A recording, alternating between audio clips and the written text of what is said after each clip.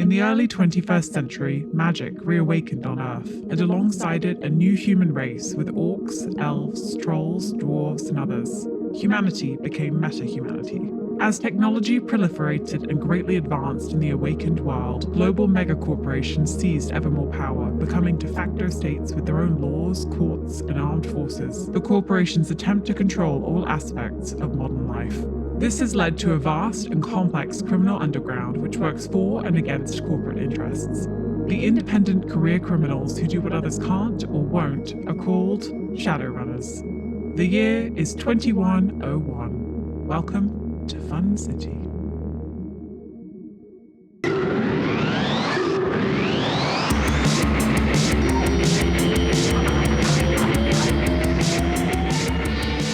Previously on Fun City, the team infiltrates real estate corp Flipper and the city's municipal data center in the South Bronx at the behest of Irina, Yuri's colleague, who, in return for their help, will assist with a bug ghost problem at a new property on Highland Island. After melting a door, spying on the server room, and controlling the actions of front desk person Tyler at Flipper, the team runs into pizza delivery man Andre, aka Charming Decker Dev Cunningham, at the Muni Data Center, and after locking themselves inside, accidentally summon both the NYPD and the Lock It Up safety gang. Thanks to some fast hacking by Lash and a set of masterful performances by Luxe under TK's leadership, the team is able to make a lucky escape through underground municipal tunnels and out an escape hatch at Contact Calixto's Chamber of Commerce in the fish market. But not before TK sees Dev remove some gear and insert a data tap into the bundle of cables seemingly joining the Muni Data Center and Flipper. Dev is cagey about the details, but promises to share info as soon as there's info to share. We join the team now, the next morning, as they decide what comes next. It is morning on the Mrs. Egg. You are all hanging out in the mess hall of the ship, a medium-large room below decks that is towards the rear. It lightly vibrates from the hum of the large electric generator that powers everything. There are a few well-worn metal tables and faux wood-grain stools bolted to the cold industrial floor. You can hear the mess hall's fridge humming. The overhead LED lights are set to a dull glow. It's about 9 a.m. Gabe is making toast and soy calf. He's moving very slowly. He's wearing really large sunglasses inside. He was out very late last night. Last night, you all also infiltrated and caused quite a stir at both the Flipper head office and the Muni Data Center in the South Bronx, where you met the mysterious pizza delivery man, Dev Cunningham. What is everybody up to in the mess hall? Viv enters the room with her boots in her hand because she still hates shoes, but needs them because of all the burn marks and things. And she kind of just throws them on the table and sits down gruffly. Like, well, last night was interesting. Lash is already in the room, and she is tossing a one of those foam balls against the wall, trying to make it bounce back. It never does bounce back because it's a foam ball. If you throw it hard enough, it bounces back a little bit. Seeing how hard she can throw it at the wall, because Lux has told her she's not allowed to have any hard balls in the room. TK walks in with a book in his hand, and he's listening to lo-fi chill anime beats. He sits down at the table and looks for a mug. Lux is looking through some maps on his comm, kind of flicking through, trying to find a couple of different specialty shops for various things. Can I just ask, was there a particular event that inspired Lux to say, Lash, no more balls in the boat? I said no more hard balls. No more hard balls. And she really took the letter of that law and Yes. not the intention behind it at all. I bought about a pack of 100 foam balls. Yes. Different sizes. With whose money? Lux's. Okay. I have hacked his account. I normally ask for it, but I have hacked his account before. Yeah. I mean, Mikasa Sukasa, right? Yeah. At this point, I just, yeah. There was an instance where I was having breakfast and you were trying to see if a golf ball could be thrown faster than a baseball. Yeah. And One from each arm. right. And the baseball it's a pretty big area, compared to some of the smaller areas we've been in. Yeah. So when you threw a baseball real hard, it would bounce back 8 or 9 feet, and that's fine. Right. But the golf ball kind of ricocheted all around the room, maybe 5 times. Yeah. Lash didn't really account for that. Okay. Well, that's why I said no more hard balls. Or did you figure out which one is faster? It turns out it just depended on what arm I threw it at. So, always the one I threw with my right arm. Got it. Always went faster. So Gabe sits down at one of the tables, sort of slightly far away from any of you, kind of puts his arms around his plate of toast and stares into his soy calf for a moment. And he starts talking to you. When he opens his mouth, even from a distance, you can smell the reek of very cheap soy rum. And he says, Ew. There's recoil in the room. Yeah. I don't know if you can make a lot of rum from soy. in the future, anything's possible. yeah. Right. Maybe it was just soy grain liquor with rum flavoring. Oh. So Gabe says, "Yo, he like catches his breath. You guys weren't in by the time I left. You were on a job." Yes, we were. What time you mean? We went to the Flipper headquarters, and that didn't go great. Then we went over to the municipal data center. That might have went worse. Flipper's in the South Bronx? Yeah. So was the data center. They're actually right by each other. Have you been to that fish market before? Yeah, it's amazing. Yeah, you could say we didn't do the job. The job was really doing us. You know what I mean? TK looks up and gives him a thumbs up and says, "Long night?" You don't know the half of it. You guys all look tired too. Did you get into something? We got into several situations. Met a pizza guy, pizza man. Oh, yeah. Do you have his contact info now? Yeah. I haven't tried it yet. He could have been lying, but he seemed like a nice guy. Who'd you meet? He said his name was Andre, but his name was actually Dev. I don't know. He's another Wait. He wasn't really a pizza guy. Hold on. Gabe is gonna roll some dice. He was another runner. He was nice enough. He really wanted us to believe he was a pizza guy for a long, long time. Way longer than it should have Yeah. been. I think he was great. I think he was really cool. And I would hang out with him 100% anytime he asked. Wait, did you meet Dev Cunningham? Does he pretend to be a pizza guy a lot? Yeah, it sounds like, yeah. He's like a sort of short white guy. He's got a real high coif of hair. Yeah, I told him I trusted him about as far as I could throw him, and I figured I could throw him pretty far, but You could probably throw Dev pretty far. he's he's nice. Yeah. Did he say what job he was on? no, he said if he told us, he would have to kill us or something like that. I don't That know. also sounds like something all right. Yeah, he said he would give us information. I wasn't sure if he was fucking with me or not, but I mean, I can send him a message. He's not a bad guy. If you drop him a line, tell him I said hey. Okay, I will. For this is one of the first jobs that TK's really taken strong lead on, and I have to say, I think he did pretty damn well. All right, there's a lot of thinking on your feet, a lot of pointless lying, but you know what? We're here. We're in one piece. You got that YouTube video? We got that YouTube video. Oh, yeah. Do we have that video? I would love to cut something together with it. Don't think you should release that. Yeah, just for our own personal. Maybe we could have a movie night. I could show it to all you guys. It'd be You kind know of what? cool. Yeah, let's do it. Yeah, okay, cool. Yeah, you should, Lux, you should give Okay, her the footage. Lux flicks it over to her. Awesome. Thank you. But yeah, there was a pizza guy who wasn't really a pizza guy. He told me he said he was doing something with some wires. It looked like he was it looked like he found a skimmer or something. I don't know. I didn't really have that much time to look. It was You found a skimmer and changed the skimmer. Yeah, something like that. I think that was what it was. Mhm. But I figure, we can go down there and look at it again. Because Yeah. we found an exit. Bottom line, we did not complete the job. Not in any way. Not even close. And it sounds like you caused a lot of trouble. Yeah, we Yeah. might be. So it sounds like you guys are maybe going to lay low today. Yeah. Yeah. Indeed. Got a book. I might get so. You guys want to go in on something with me for Verne? I was thinking about getting him something.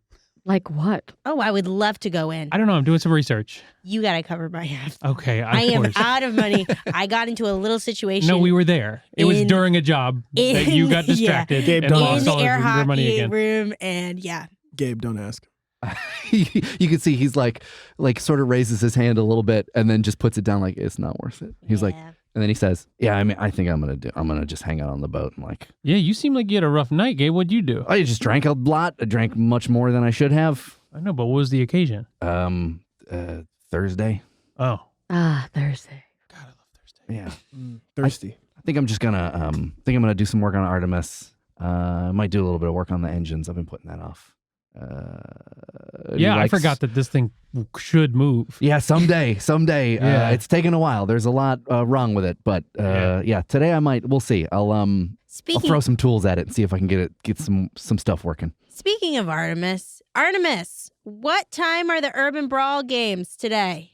The Urban Brawl game schedule for today is Game 1 at 11:15, Game 2 at 12:01, Game 3 at 3. Artemis 1, 2, and 3. Who's playing? Game 1 is between the New York City Slasher Bears and the Boston Massacre. Game 2 is between the Newark Knights and the Long Island Lolitas Youth League. Christ. Game 3 is between the South Bronx Broncos and the Portland, Maine Manhattanites. Oh, hell yeah.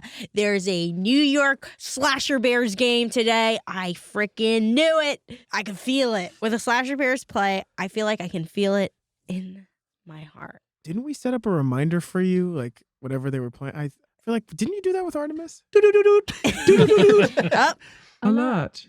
New York Slasher Bear game today. Alert. there it is. New York Slasher Gabe stands Bear up game as Artemis today. is reading all of the news items about the New York Slasher Bears and starts putting his dishes into the sink and rubs his temples and starts stumbling towards the stairs that lead to his quarters. Would you like to hear more stories from Neo Public? No!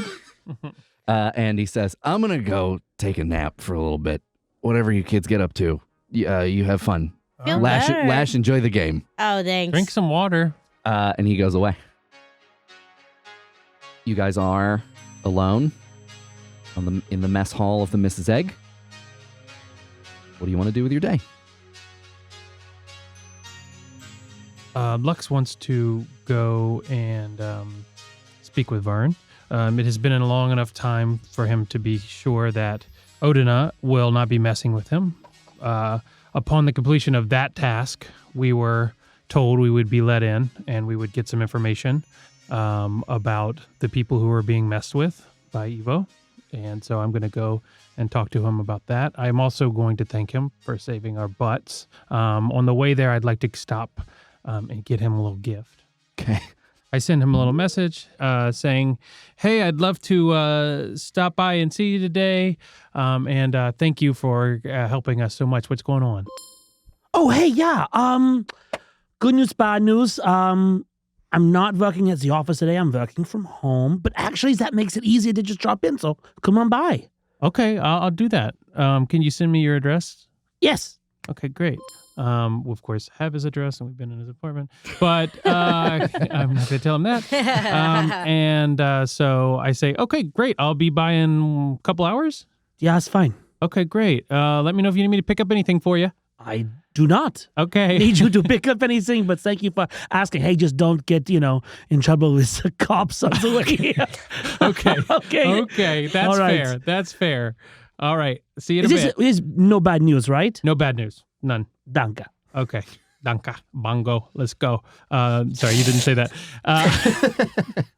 All right, I'll see you soon. Yeah, I'll see you soon. Okay. And so I hang up. What are you going to get Verne on the way?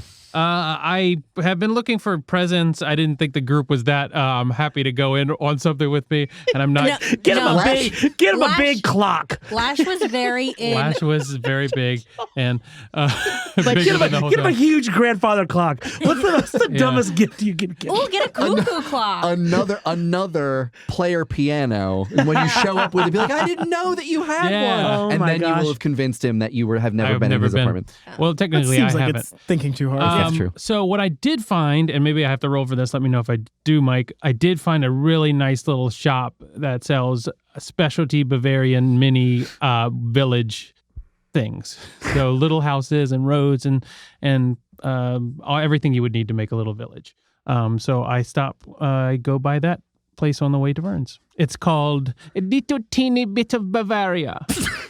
Jesus. Is the clientele for this shop Verne? One guy. The markup on the stuff, though, it only takes one purchase a year. Guys, in the future, everything is so specialized. You don't have any idea. Yeah. Niche retail. You're Very going to the 17th floor on a 40-story walk-up. Exactly. in which there is a closet-like retailer that sells European miniatures. Yes. From a 5 foot by 5 foot room. Sure. Exactly. Yeah. That's all right. Yeah. Well, they could fit a lot in that room. I feel like allowing this is not world breaking. So sure. Yay. All right. Unfortunately, they're out of everything except sheep. Oh, God. Well, I'll go take a look at the sheep. Yeah, I mean, they're adorable. Okay. Yeah. So I go there. I can't use TK's car. He's probably using it. Is this place walkable? Sure. Okay. So I walk up there to the 40th floor. I knock on little teeny bit of Bavaria. LLC. Taylor, you also, I mean, if we're going to do this, you also have to be the lady who runs the shop. All right. Lux walks in, ding, ding. There is a cacophony of bells that last 5 minutes, but we'll skip past that and... Yeah, from around a corner barrels like a woman in like traditional lederhosen. I think lederhosen is gendered, but she's wearing the male version. Okay. But she's wearing like the big giant like ornately braided hairstyle. Oh wow! It looks like a wig that she just takes on and off. Okay, good. Almost like a plasticine helmet. Hey, hello. Oh God. Hey, how's it going? On the counter in front of her, there is a pile of tiny sheep. How's it going? I saw online that you only have sheep in. Is that true? I wanted to double check. We usually only do by appointments to come in here. But our first walk up in a year and a half. So welcome to a tiny taste of Bavaria. Oh, okay. I have a friend who does a lot of miniatures and specifically Bavarian ones. I should hope so. Yeah. And I was wondering if you had anything really special, We have sheep. Oh, you do only have sheep. Yep. Next week, we're getting a shipment in of everything. Little houses, stacks of hay, rams, pitchforks, like little patches of herbs, Alpine herbs and everything. Wow, that would be nice. Little patches of herbs would be cool. Okay. But right now, it's just sheep. Okay, I'll take your finest sheep. Well, they're all the same. You can look at them in this big pile do you here. have like one that's nicer than the other? No. It's for gifts. Sheep are kind of a quantity over well, quality. Then give me 2 pounds of sheep. All right, I'll count them out. 1. I'm sorry. Were you hoping to run somewhere? No. You look like you're in a hurry. I just thought you could I'll weigh go them. faster. Okay. 2, Okay. 3. The scale's broken. Hold on. I have an old analog scale that's just 2 plates on a stick of wood balanced on a brick downstairs. I can bring it up here and assemble. You can just eyeball and take a dozen. Yeah, well, just here's he grabs a bag and he just says, just fill this up and I'll take that. Okay, we have bag prices. It's like pick your own apples. That's perfect. It's 10 new in a bag. You're probably going to get about a dozen sheep in there. All right, that's perfect. I'll Great. take that. Thank you so much. These look good. They're definitely Bavarian, right? Oh, yeah. Okay. Okay. And Lux transfers the money and begins to exit the shop. Wait, do you want a membership card? If you come back and buy 10 more bags of sheep, you get like a free hutch. That can't be the deal. Yeah, it is. Look, it's on the card. 10 bags of sheep and you get a free hutch. Are you reading it out loud verbatim? He looks at it and there's a picture of a tiny hutch on the card. It does say that there is even little punch marks. Yeah, and they're that shaped like sheep. They're sheep bags. Oh, okay. I'm actually good, but I will take this punch card if you don't mind. Oh, I do not mind. I gave it to you. All right. Thank you so much. I will maybe see you later. All right, bye. All right, bye. Arrivederci. Arrivederci. And he goes down and he's on his way to Verne's.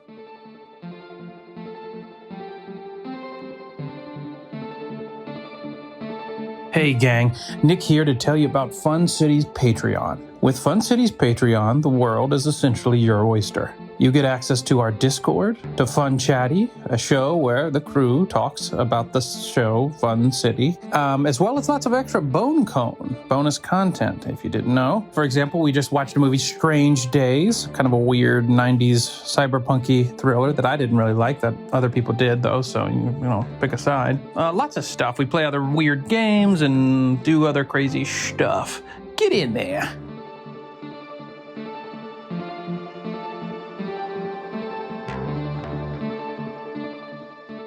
You walk to Vern's is within walking distance, so cool. You can head to Vern's. You get to the building that you would know. You have not been inside this building, but you have been on this block because the Police Athletic League is just down the street. Yep. You see the 2 armed guards. If you were to walk through, they're not going to pay you any mind. Do you head into the front desk? Yes. There is a very bored young woman, very plain looking, sitting there watching videos on her comm link that's sort of propped up on her desk. She does not look up at you when you walk in. I say, hey, how's it going? Good. How are you? Good. I'm here to see Vern. Oh yeah. You can head up. I'll unlock the elevator for you. Thank you so much. And I walk past and I go up. You do not have any contraband or like weapons on you, do you? I have my sprayers on me. Okay, that's fine. Yeah. Those won't set anything. Okay, This is not a super highly advanced whatever. Yet you walk through the mad scanners that are in the lobby of this building, and there is a dull beep, but there is no angry sound. And when you turn a corner, you see a marbled sort of foyer with a bank of elevators. One of them opens. I go through. When you go in, the door closes, and it automatically ushers you up to Vern's floor. The door automatically opens once it arrives, and you see, just a few feet away from you, a big panoramic view of Manhattan and all of the very tall buildings that are in this neighborhood that are all covered in a kind of thin video screen material. And they're all showing advertisements for the Urban Brawl game that's happening later this morning, early this afternoon. And you can see a large, like a huge, very dramatic, high-backed chair facing out, looking out over this panorama, and next to it, a small side table with a small stack of books. And as the door opens, you hear very heavy footfalls approach from the left. Great. Do I need to walk up to his door and knock, or is it already open? The elevator opens directly into this apartment. Okay. Hey, Vern. He comes around the corner and he's wearing like an apron that's got like a bunch of paintbrushes in it and like little miniature working tools. They look like a lot of different sizes of like forceps and scalpels and pinchers and all that thing like that. Logs! Hey! Brother Logs, come here! How's it going? Oh, it's great. He embraces you. He hugs you and like picks you up kind of off your feet a little bit. It hurts a little bit. Yeah, it does. Puts a big giant hand on your shoulder. How are you? Is everything all right? Doing well. Well, look, I didn't have time to wrap it, but I got you a couple of bags, or one big bag of some sheep. Wow. These are 100% Bavarian, yeah. That I know exactly what you got. This is the logo on the bag. I goes all the time. Oh, do you? Okay. Yeah, it's the only place that sells something. I think I might be the only customer. I swear. But I know. Yeah, I know. That's so thoughtful of you to do that for me. Thank you. I just wanted to say thanks. You really kind of saved us back there. Well, now listen. You can never have too many sheep, and of course I saved you back there. You know how much fun that was for me. Oh, cool. I was on a boat. I thought I was having a fun day. Then you call and it's just doing this cloak and dagger thing, and it's like that's my strength. That's why I am. That's what I can do. Is call off the cops. Call off the police. You ask the best thing of the best guy. You can tell you're like looking up at Vern towering over you, but he's acting like a small child. Yeah. Well, I just wanted to let you know that it really meant a lot to us and really saved us. I mean, we were trying to help some people out, and there's no. What is that saying? What were you doing in some municipal building up in the Bronx? Well, we think that somebody was messing with some public records and things like that for their own financial gain, some private companies. So we were checking into that, but it still wasn't exactly on the up and up for us to be involved. And you know how that goes. But anyway, you really saved us. Do you have the? Are you working on your village right now? Nothing gets by you. I have to hire you as like an investigator or something. Yeah, I'm working on the Can I see it? Oh my gosh, yes. Yeah. Okay, Come great. see. Yeah. Vern walks to the other side of the elevator to the right and opens up a second door that's in front of an old upright piano. And he sort of hunches a little bit to squeeze through the door. And you can see that once you cross the threshold, you're sort of hit with the smell of glue and paint. And on the other side, you see very well lit large, sloping, but very, very, this is hard to describe, a large but small Bavarian model village with a huge notch cut into it for a large man to stand and to play with his tiny sheep. There are a bunch of tools on the wall, and it has a very workshop feel. You can see a couple very expensive watches set into a custom-made holder on his bench, and he turns around once he's in there and kind of beams at you. A lot of people think this is just to play with, but it's not about playing at all. No, this is amazing. And thank you. Lux is genuinely blown away because this is extremely intricate, and it seems like it would be very, very hard for somebody even with normal, human-sized hands. But his hands are the size of trash can lids, so it's almost like you would have to be. It's insane. Like Lux is kind of thinking, like, how is this possible? Like, how did he do this? So he's really impressed. The thing about miniatures is that verisimilitude is impossible. This is like a sort of asymptotic goals that you'll never reach. Sure. But if you put enough detail work in there, it's like the Gestalt effect. Yeah. It overcomes you, and you feel almost as if you are above the real scene. Is Vern is he wearing work clothes? Yeah, he's got an apron with a bunch of tools in the little pockets. As he's describing this to you, he's sort of absentmindedly picking some of the tools, like tiny screwdrivers, out from the top pocket that's on his apron, and you can see that there's actually a remarkable amount of dexterity that he has holding and manipulating this tool that is extremely tiny in his giant hands. Yeah, it's really amazing that people used to live like this. Oh, well, people will say that about us in the future, I'm sure. Yeah, I bet. It's all relative. Well, Vern, I wanted to actually... Good. I knew something was on your mind, and I was like, Yeah. how do I get him to talk about it? Right. I wanted to talk to you about something. Of course. We spoke with Odina, and I imagine that she's off your case now. Is that the case? Is that This is working out why for I'm you? in a good mood, and I can work on my miniatures. So that's working village a out little for bit. you. So the strike is it's going working forward? out for me. Thank you so much. Is there any news on the strike or anything? Any news on the strike? Yeah, it's going forward. great. It's been going Okay. fine. All the precinct captains and the shop stewards are they're doing their work, and I think they're going to get it. Yeah. Right. Well, I know that we agreed that if we were to do that job for you and get Odin off, you would kind of let us in on something that I imagine is very hard to let somebody else on the outside in on, but is very important to us, which is what's going on with Evo. I wish I knew. I mean, that's the whole point, is I Yeah. don't know what's going on in there. But I need us to break the contract before I can really begin to find Yeah. out, But what I was going to ask specifically is if you could share the names of some of the officers that were affected. Listen to me. Yes. The information I give you now is extremely privileged. You understand? Yes, I understand. Okay. This is a great symbol of trust. I'm telling you this. There are 7 police officers that have gone for treatment into Evo and come back noticeably different in hard to describe ways. Okay. I think there's more. I think there could be dozens more. Mm-hmm. But these are the ones inarguable. You could not tell me they are the same. Something that is hard to describe is different about them, but they all feel different in the same way. It's very hard to describe. And this is why I need to break the strike. Well, This is why I need the strike to break the contract. if you could share who they are, Of course. as well as all of the officers that actually went in. I know that they all didn't change, but all the ones that did go in. That Do you have is- that list? That is a list of hundreds over years. I mean, It's probably a list of tens of thousands. It's I mean, that It's basically, that is so many names. You don't want that. If you want to look into this, and we are moving to a place where I will ask your help to be doing this. yes. Of course, I send you these names, but you must be very careful. These are, you might not think so, but I believe these are good people, and I don't want their families bothered Yes. in any way. You understand? Yes. I definitely understand. And it would be too early for me to tell you anything, but there is work that we're doing that may end up producing information as well.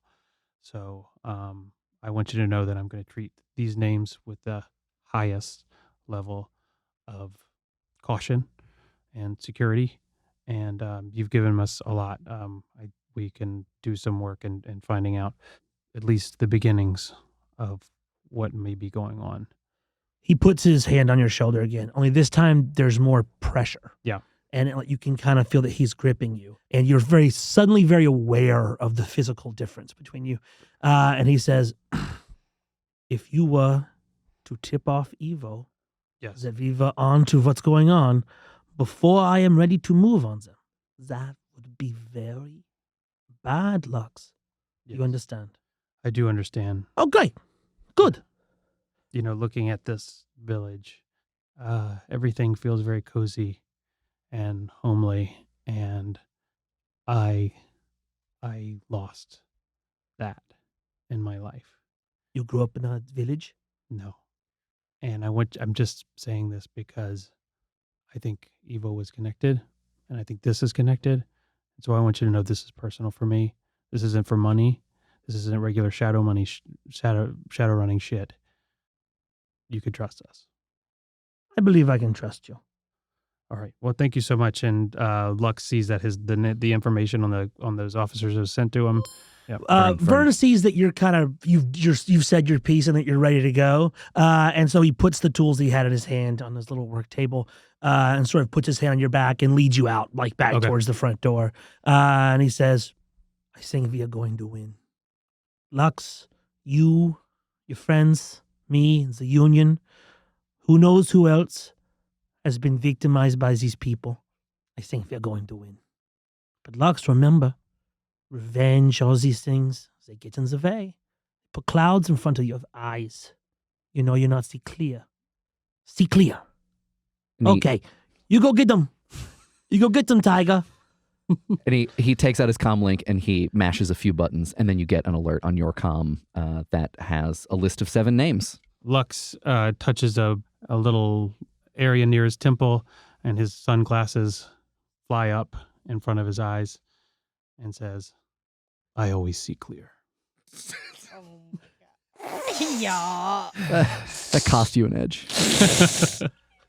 Verne reaches behind you and pushes a button, and the elevator opens, and yeah.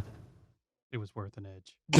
I'm not actually going to charge you an edge. Do it. Start charging edges. Start charging edge for bad jokes. Yeah. That was like a very kill line from an Arnold Schwarzenegger movie. Yeah. You stay cool. I always see clear. And then I think after Lux leaves, we cut back to Verne, and he's sort of looking at the door, just thinking a bit about what happened. Can he really trust these people? He shrugs his shoulders, sort of resigned to his fate. The die have now been cast, and he walks back to the model, and he takes the paper bag full of sheep, and he just sort of dumps it out. like Salt Bay, just lets him hit his elbow and just sprinkles them around the town. Scatter my sheep. Real delicate work. Like Parmesan cheese on a pizza. Yeah. Sure. Lux, you exit Verne's building. You're back on the streets of New York. There's still a lot of your day left. Is there anything else that you want to do before you go back to the Mrs. Egg and chill out? Yes. Lux is going to go see his friend Riley. Riley is a contact that you have. Right. Okay. Can you explain to us just roughly what Riley's job is? She's a mechanic, engineer, and a custom weapons specialist. So she creates custom gear and weapons for Lux and others. This is the person who made your bracers. This is the person who made my bracers. I did not. I did not put that together. Yes. So my bracers are there. If you look in the book, there is a gun that is essentially identical to all the stats of my bracers, because that's what basically she did. She took this pepper spray gun and turned them into bracers for me. That's who I go to for my custom tech, and I'm going to go see her now.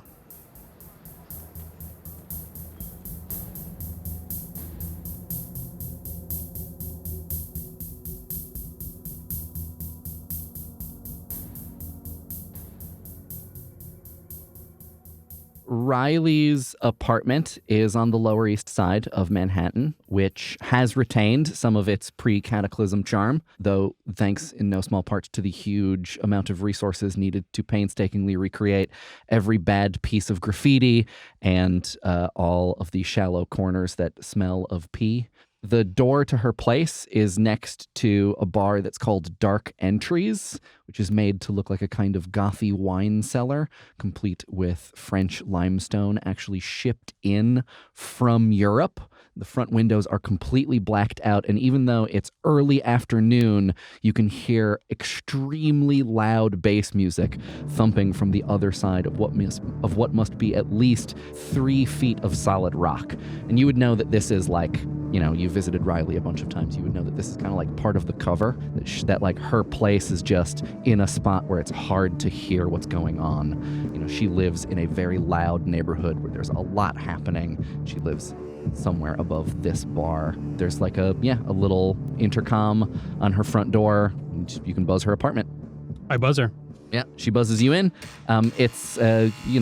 It's amazing. It's 100 years in the future, but the tenement buildings in the Lower East Side have changed very little. It's a walk up. It's a dimly lit, sort of dirty staircase, and you get to an old, sort of dented, graffitied metal door, and she opens it. She's short for an elf. She's about 5'9". She's also young for an elf. She's about 40, 45, if you don't count the additional 40 years of cryosleep, but that is another story for another time. She's holding a large steaming mug of something. You can't really tell what it is, but it smells very strongly of soup. And you can see all of the really dense tattoos that snake from the back of her fingertips to the back of her hands and up underneath her baggy sleeves. Her gray and red hair is collected into a tall bunch on the top of her head.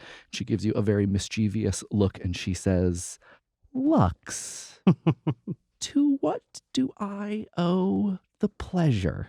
Hey, Riley. How are the boys? Studying. They're in college. All right. I know very little about what they're up to, and I like it that way. Well, do you want to come in? Yeah, I'd love to. You look well. Oh, thanks. So do you. Thank you.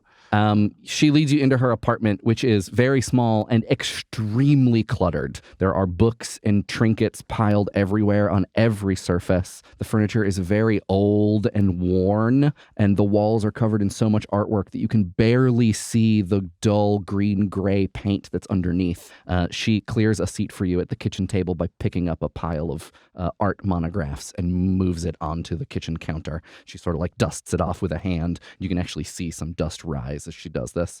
Lux begins to rolls back his sleeves a little bit. Oh yeah, how are they doing? They're doing well. You want to take a look at them, make sure that they're still Yeah. She reaches into the breast pocket of her button-up shirt and pulls out a very small pair of glasses. And she walks over to you and grabs your wrist and gets really close. And she says, "Oh yeah, some of the laces are coming a little bit loose, and these grommets are gonna wear away soon. Yeah. Hold on." And she goes over to a drawer in her kitchen and pulls out a rag and comes back and just kind of like rubs at something a little bit. And she's like, "Yeah, they'll be all right for a little while, but once this starts to separate more, you got to come back here and I'll fix those up." All right, I will. They work great. The little nozzle that comes out of the sleeve, I thought it would catch. It hasn't caught a single time. Nice. Yeah, it's working great. I am actually here to see if you could help me with surveillance. Ooh. Yeah. What do you? Well, okay. Yeah. Hold that thought. Let's go into the workshop. Oh, yes. Sorry. Yeah. It's not safe here. I know. So she beckons you. She walks through her kitchen, which is also very cluttered. She opens up another door that's in her kitchen to the bathroom. And there's a bunch of elves. No? Oh, we're not doing the elf thing? Is this like an elf sweatshop? Well, they're there. No, they love it. Great benefits. I got a union. She's a pretty benevolent boss. Yeah. It's actually a co-op. They have CEOs go. Yeah. This is a route that's very familiar to you, Lux. She opens up a drawer underneath her sink, and she spins her palm upwards inside of it, and you hear a distant chime ring, and a narrow pocket door opens across from the toilet. And crossing the threshold, you can see the brick of Riley's building, but the wood and concrete slab of the building that's next to hers as you pass into her workshop, which is also extremely dirty and cluttered. It is piled high with stuff. There are plans, reference materials, supplies, tools. The walls are covered at some places 3 feet deep with buckets and shelves and pegboards. There are shuttered closets that are filled with who knows what. And on the furthest wall, though, is the best lit and the clearest, and it is covered with guns and armor. And this is her sales display. This is her life's work. These are things that she's made from scratch in her workshop. And also, in the very center of the workshop is one long, thick wooden bench, a long table, well worn, and it is completely empty. She puts her soup tea down on top of it. She stands behind it opposite you and spreads her arms wide, and she says, "What can I help you with?" And you hear the door behind you close. Well, we have a few people of interest we would like to monitor for strange behavior. It's pretty standard bug stuff I'm kind of looking for, but the wrinkle here, and you might not like to hear this, is that it can't be any standard issue, back of the magazine kind of stuff, because these people I want to monitor are cops. So any novel way of monitoring them, whether or not we could get it in a business card, or I can go up to their doors and talk to them and then shoot something out of my bracers into their place, or something that I can monitor these people, would be really, really helpful. And you want to monitor their conversations, what they're saying, or you want to monitor their communication? Tell me about what things you want to know about. Well, these people they've been reported to me as been acting strange. So monitoring as much as possible would be very helpful. Their behavior at home, their communications, yes. If it was something I could stick to their person, that would be better. But if it was something that would have to live at one location that they live or work or something, I don't know if you've ever done anything like this. And you said they're all cops? Yeah. I would imagine they would know all the standard ways of monitoring, and they would have defenses against those. She turns around and she looks at the display behind her, and she turns back and she looks at you and she says, I mean, if you know their loadout, could you switch their guns? Could you give them new munitions? I don't know anybody who distributes to the NYPD Incorporated, but if they're active duty and they carry firearms or something like firearms, you could try to hide it in the smart system. Mm-hmm. But that's where my brain goes, because this is what I've been working on. Right. Could you dupe the city's security protocols on their weapons? Probably. You'd have to get me one, though. Okay. All right. Maybe we can do that. Would I have to get you each individual officer's weapons, and then have you bug them, or I could just get you one? If you can get me one, that's a good starting place. Okay. She's taking little notes on a e-ink pad that's on her desk. Everything else I have is, like you said, standard assortment. It's stuff that you stick in the drywall. It's a thing that you attach to someone's comm. Right. Tell you what, Nick. Yeah. Let's randomly generate one thing that is strange and off the beaten path that Riley has. When you talk about a bug, yes, or surveillance, what are 3 adjectives that come to mind? Small, technological, and whisper quiet. Okay. Please roll 1d6 for me. 3. Please roll another d6 for me. 3. Please roll a third d6 for me. 4. Hold on, let me think about it for a second. Nick, give me one more adjective. Interference. Okay. Wait, interferable. Okay. Roll a d6. 2. Okay, great. I mean, the only other thing that I have, and it's really weird, it's like this bizarre skunkworks project, Mm-hmm. is it's a coat hanger that is sort of like has a monofilament in it that's highly sensitive, and it picks up all acoustic vibrations nearby. It has a very, very small radio transmitter in it that's not the most secure thing, and you kind of need to be within like 20 or so meters in order to pick it up. But like, it's a thing you can shove in a closet and hang a coat on, and it'll pick up anything that happens in the room. I'll take it. Yeah, all right. I only have one. I would give you more, but I only have one. Some client of mine just dropped it off and wanted me to use it to see if it works and if there's anything wrong with it, if it could be improved. So I mean, well, I could test it for you. Yeah, I'll just give it to you as long as you like beta test it, basically. yeah, I'll test it for you. She goes into a box and pulls out this really skinny black envelope and just hands it to you, and it feels like a black envelope that has a coat hanger inside of it. Okay. All right, and I'll let you know if I could get my hands on a standard issue weapon from the NYPD. Yeah, I mean, figure it out. Okay. Thanks, Riley. I appreciate it. Yeah, good luck out there. Yeah, okay.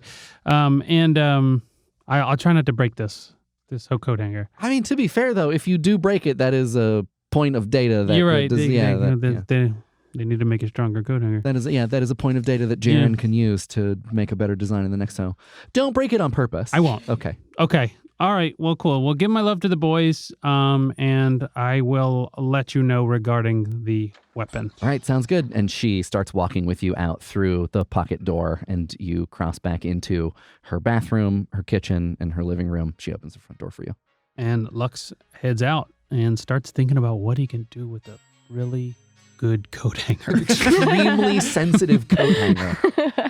That's amazing. Next is Lash.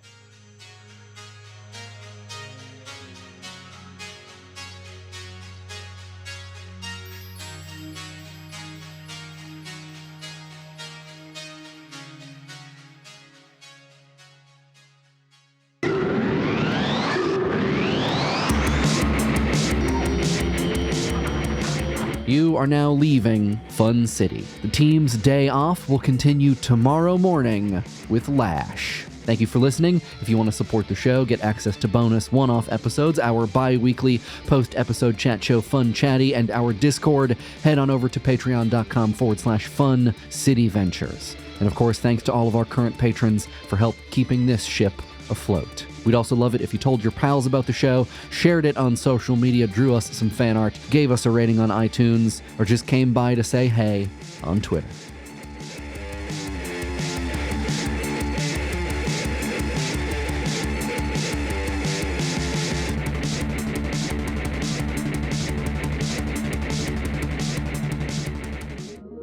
I'm Bijan Steven, and I am TK. You can find me online at Bijan Steven on Twitter, which is BIJANSTEPHEN, or on Instagram, and you should just Google that. I'm Jen De La Vega.